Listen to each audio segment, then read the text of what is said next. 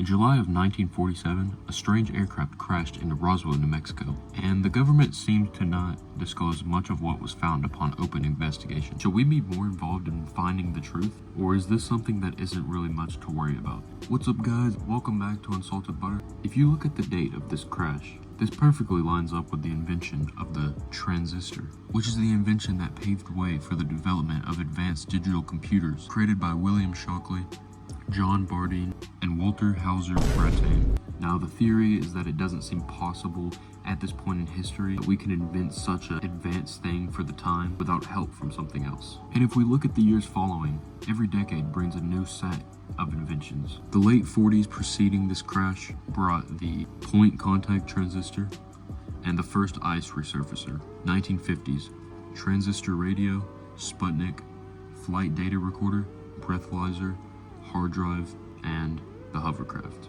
1960s, pacemaker, cordless tools, communication satellites, the computer mouse, RAM computer memory, audio cassettes, handheld calculators, and video game consoles. 1970s, digital cameras, the Walkman, email, cell phone, MRI machine, the first personal computer, and the first cell phone call. 1980s, the Apple Macintosh, probably one of the most advanced inventions of the past decades, because this was the first talking computer. How we all have Siri or Alexa or whatever else you may have, this is what it all stemmed from. First 3D video game invented, and HDTV. 1990s, the World Wide Web, text messages, PlayStation, and Amazon. 2000s, this is probably the most advanced decade because it is the decade where most inventions were created in such little time.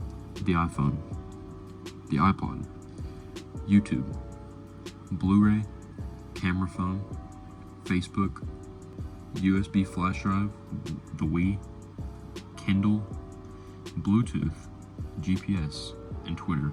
2010s, iPads, AI, which I believe is still the most advanced thing that we have because it's very flexible and you can keep on adding and improving it and using it for a variety of different things. Autonomous vehicle technology, 3D printing, smartwatch, Venmo, which brings way to all of these digital transaction and banking apps and websites.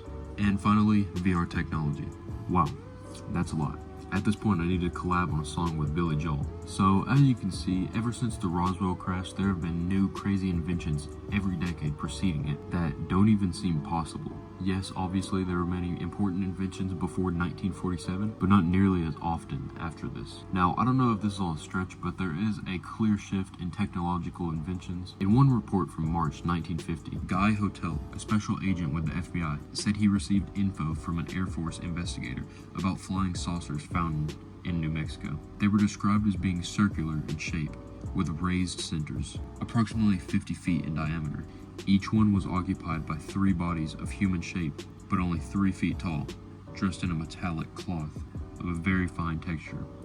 Each body was bandaged in a manner very similar to the blackout suits used by speed flyers and test pilots. Now, I don't know how factual this is, but this is definitely something that'll make you stop and listen, considering it is someone who came from the FBI saying he heard reports from an Air Force investigator that there were 3-foot tall human-like beings inhabiting these UFOs that crashed. If this is true, what if these beings are from somewhere far more advanced and has access to technology that isn't even possible on Earth, and then they brought some of their technology here to Earth with them?